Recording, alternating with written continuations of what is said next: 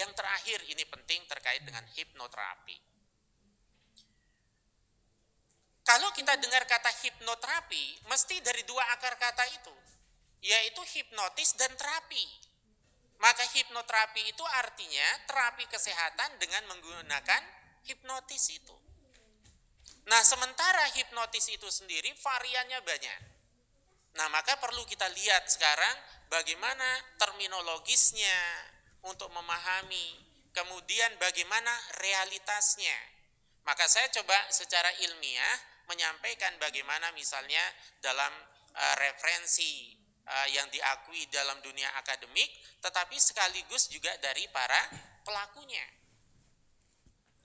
Nah, ini ternyata harus selektif. Maka kalau saya bicara tentang hipnoterapi itu, yang saya gunakan adalah asasnya sadduz dzara'i. Diantisipasi dulu, selektif kita. Sebab variannya itu banyak sekali. Contoh misalnya, kalau kita lihat cara-cara kemudian jenis-jenisnya itu. Kalau menggunakan teori seperti ini pada umumnya, ya berarti itu satu proses melakukan hipnotis terhadap seseorang yang kemudian pada saat dia mengalami sebuah antara kesadaran dengan tidak sadar kemudian diberikan sugesti baik dengan kata maupun dengan sesuatu yang lain. Nah, proses untuk mencapai pada deafening itu juga ragamnya banyak. Nah, ini kan yang harus kemudian kita identifikasi, mana yang betul, mana yang tidak betul, mana yang harus kita jadikan sebagai solusi dan mana yang perlu kita hindari. Karena hidup ini tidak bisa dipisahkan dari masalah keagamaan, yang di situ ada aspek keyakinan atau akidah itu. Nah, berikutnya misalnya sejarah. Teori tentang sejarah hipnotis itu pun banyak. Dan kalau mereka dalam kajiannya itu cenderung melihat dari mungkin misalnya zaman Yunaninya misalnya, Yunani kuno, atau pada fase-fase tertentu, masa Anton Mesmer misalnya, itu yang dijadikan teori-teori. Tetapi kalau kita membaca kitab-kitab turos, kitab-kitab klasik juga, di situ ada kajian-kajian tentang persoalan ini. Nah, maka saya coba mengkaji misalnya dari beberapa kitab. Salah satu jenis dari hipnotis yang terjadi pada masa Rasulullah dan itu banyak dikuasai oleh Bani Asad yang disebut dengan sihrul ain. Sebuah kemampuan di situ dengan menatap orang saja bisa jatuh ke orangnya, bisa semaput. Nah, ini kemudian yang dilakukan termasuk di kalangan Bani Asad itu. Nah, ternyata sihrul ain itu identik, bahkan hampir sama dengan hipnotis itu sendiri. Maka dalam surat Al-Qalam 51 itu dijelaskan di situ. Wa iyyakadul ladzina kafaru la yuzliqunaka bi absarihim lamma sami'u dzikra wa yaqulun innahu lamajnun. Bayangkan kalau bukan karena intervensi Allah saat itu, dengan kemampuan, keahlian dan kelihayan dari Bani Asad, terutama yang misalnya dari kalangan mereka yang benci kepada Rasulullah, itu Nabi bisa diperlakukan seperti itu. Tapi Rasulullah SAW adalah orang yang terdekat, yang sangat dekat dengan Allah, maka yang melindungi Allah. Kemampuan zikirnya, tingkat kesolehannya, kedekatannya dengan Allah luar biasa, maka beliau selamat. Tapi bagaimana dengan orang-orang yang tidak memiliki tingkat kesolehan tertentu, kemudian ketaatan tertentu dan lain sebagainya, itu gampang sekali. Nah, ini kemudian ditafsirkan dalam banyak kitab tafsir, nanti silakan dibaca tafsir dari Al-Qalam 51 ini, baik yang maksur, baik yang tafsir bil maksur ataupun tafsir bil ilm, entah itu bil ra'i dan lain sebagainya, itu bisa kita lacak di situ. Ternyata itu sangat terkait. Nah, oleh sebab itulah kemudian Rasulullah memberikan prevensi. Maka ketika anak itu lahir itu perlu diberikan imunitas terhadap penyakit-penyakit yang sifatnya bukan penyakit fisik. gangguan, sihrul ain dan lain sebagainya itu. Nah, ternyata prevensi untuk melahirkan sebuah imunitas itu tidak hanya melulu terkait dengan penyakit fisik, tetapi penyakit rohani, spiritual itu, penyakit yang sifatnya non fisik, psikis. Dan anak itu mengalami pada fase yang sangat krusial terhadap godaan atau gangguan itu.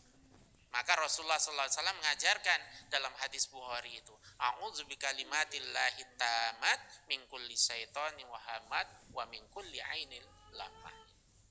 Ini prevensi. Nah, apa yang bisa kita simpulkan kemudian dari ini? Ternyata kesehatan itu, dua dimensi itu harus diperhatikan. Baik kesehatan yang bersifat fisik, biologis, maupun yang bersifat mental, spiritual. Salah satunya tentu sebagai orang beriman, Quran itu adalah bagian dari sifat itu. Nah, itu tidak bisa dinafikan. Itu termasuk dalam hadis Bukhari itu. Nah, belum lagi kita bicara tentang hipnotis itu. Kalau kita kaitkan hipnotis itu dengan dimensi akidah kita, maka saya menyimpulkan begini. Hipnotis itu ada yang bersifat tradisional supranatural, ada yang bersifat hipnotis natural, dan ada yang hipnotis modern. Ada sebuah kemampuan untuk mengalihkan fungsi otak kanan, otak kiri, dan lain sebagainya. Tapi ada orang yang memanggil kekuatan tertentu dengan jambi-jambi tertentu. Yang mana yang digunakan itu harus selektif. Jangan sampai kemudian kita ibarat moto pegadaian, dibalik tapi menyelesaikan masalah dengan masalah yang lebih besar.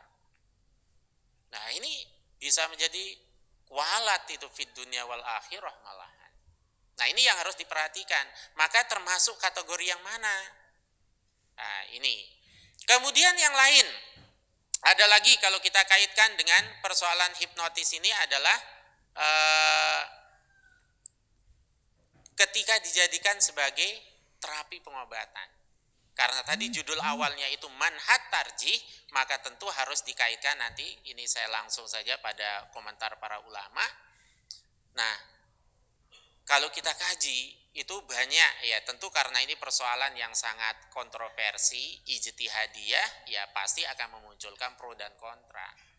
Ada yang membolehkan, ada yang melarang secara mutlak dua-duanya. Tetapi ada yang membolehkan dengan melihat jenisnya, dengan cara yang lebih selektif.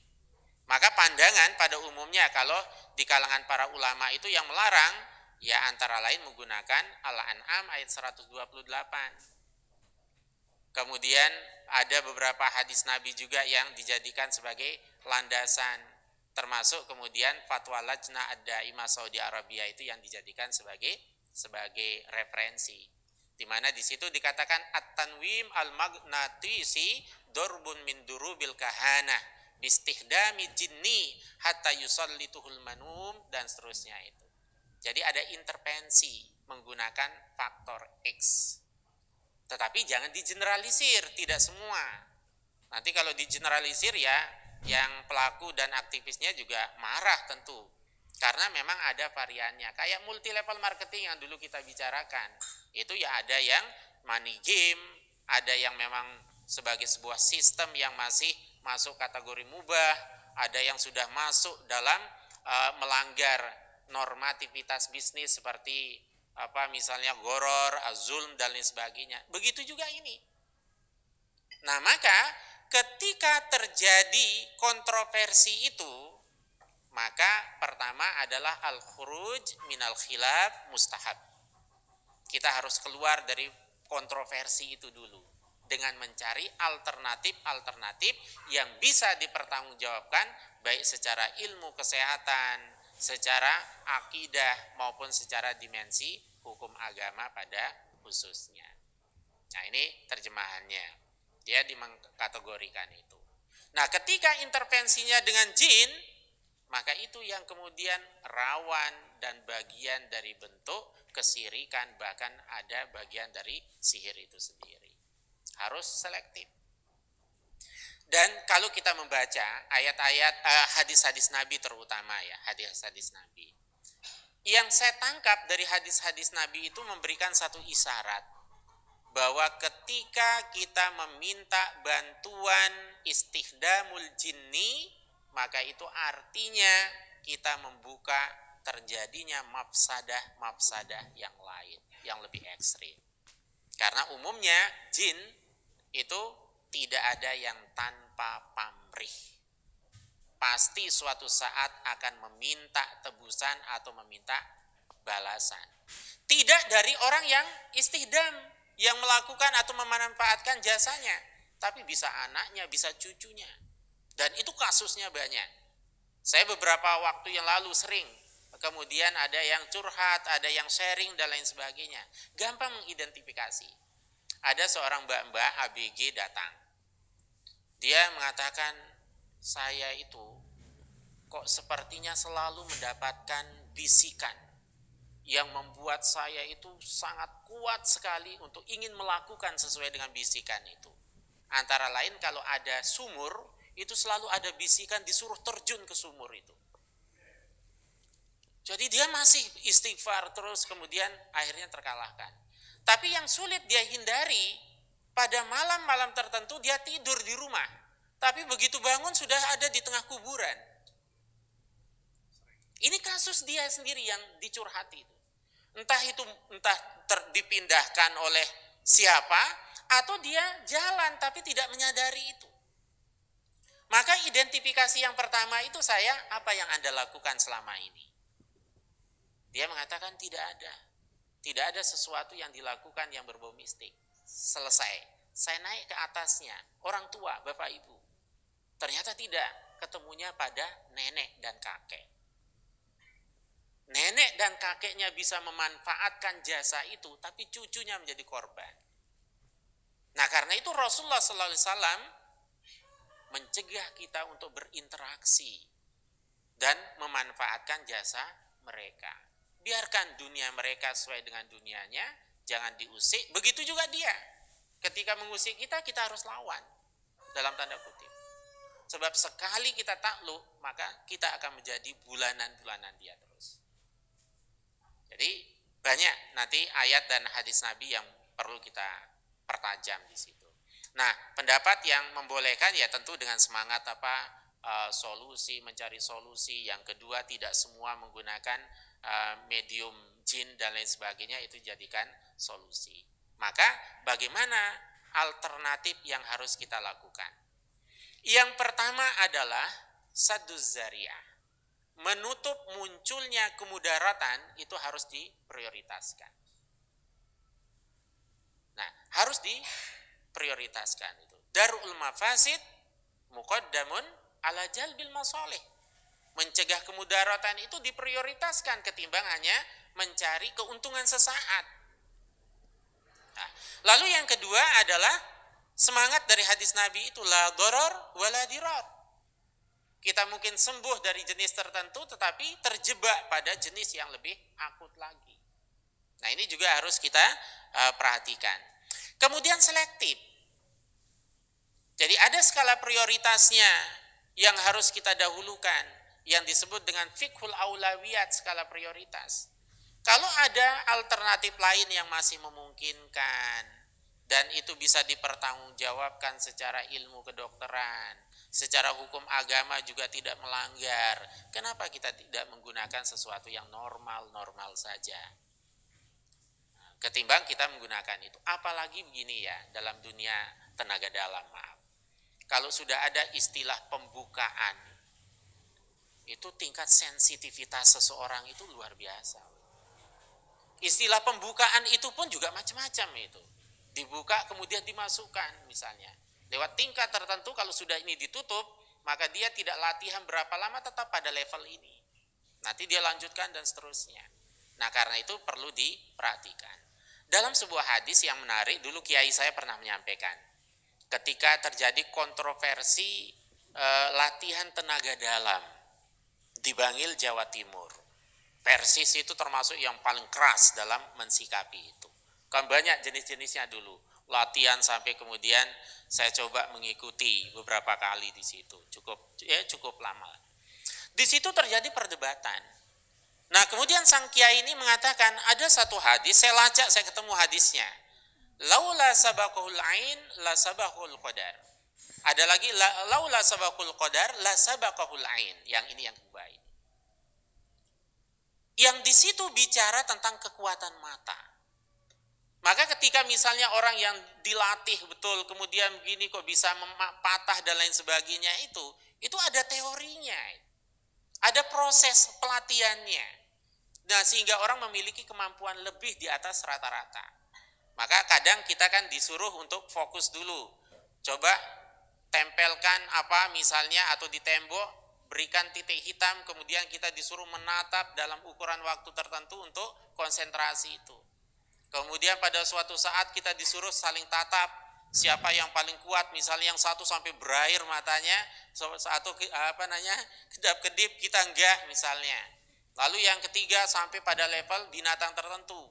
Ada anjing galak ditelototin, ternyata lari. Wah, berarti matanya sudah luar biasa itu, mampu mengusir anjing galak dan lain sebagainya. Jadi memang ada satu kekuatan-kekuatan yang bisa dimiliki oleh seseorang, tapi masalahnya prosesnya apa? Maka ada yang disebut dengan tenaga magnetik. Itu. Jadi menggesek-gesekkan kemudian lewat latihan murni. Tapi ada yang kemudian dengan memasukkan yang lain dan lain sebagainya. Ya, ini hal-hal yang penting sungguhnya, sehingga dalam banyak hal maka bagaimana kemampuan orang dalam melakukan penyembuhan terhadap jenis penyakit tertentu, apalagi kalau itu sudah intervensi makhluk lain dan lain sebagainya, maka ruqyah itu menjadi salah satu solusi. Kemudian ada obat-obat herbal, itu ada yang menjadi solusi. Kemudian ada hal-hal lain selama tentu tidak melanggar dimensi atau aspek akidah dan hukum agama kita. Ini sering disampaikan dalam banyak pelatihan dan kajian tentang hipnoterapi dan ruqyah, karena dua hal ini ada titik singgungnya di situ kaitannya dengan persoalan ini. Ini sebagai pengantar untuk diskusi kita, jadi masih ada waktu yang cukup panjang untuk kita berdiskusi, karena tadi ibaratnya pancingan-pancingan. Yang pertama, kesimpulan saya adalah bahwa ada norma, hukum, aturan yang harus kita perhatikan dalam persoalan menjaga kesehatan atau penyembuhan. Kemudian yang kedua, bahwa setiap proses yang kita lakukan itu jangan sampai bertentangan dengan akidah dan syariat agama kita. Lalu yang ketiga, ikhtiar untuk menggapai kesembuhan itu adalah kewajiban. Maka orang yang pasif tidak melakukan proses pengobatan, itu hakikatnya dia menzolimi dirinya sendiri dan dia tidak melakukan kewajibannya itu sendiri. Maka Islam melarang orang untuk pasif, melarang orang untuk berdiam diri, menunggu takdir Allah secara pasif, kemudian dia tidak melakukan ikhtiar-ikhtiar yang diperintahkan oleh agama. Kemudian terakhir, di tengah berbagai macam alternatif pengobatan, maka kita harus selektif. Selektivitas kita itu tentu satu dengan cara tanya ahlinya. Lalu yang kedua, kita harus juga melihat siapa orangnya. Kemudian bagaimana caranya, apa media yang digunakan, lalu jadikan agama sebagai barometer dan pijakan untuk menentukan itu. Sehingga kita sembuh, tetapi biiznillah kita sembuh tidak melenceng dari ajaran Allah, dan kita sembuh baik secara fisik, biologis, maupun secara mental, spiritual. Semoga ini bermanfaat dan bisa kita diskusikan lebih lanjut.